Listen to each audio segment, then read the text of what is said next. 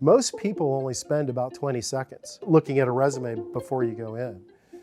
But what I do when I look at a resume is I screen it really quickly.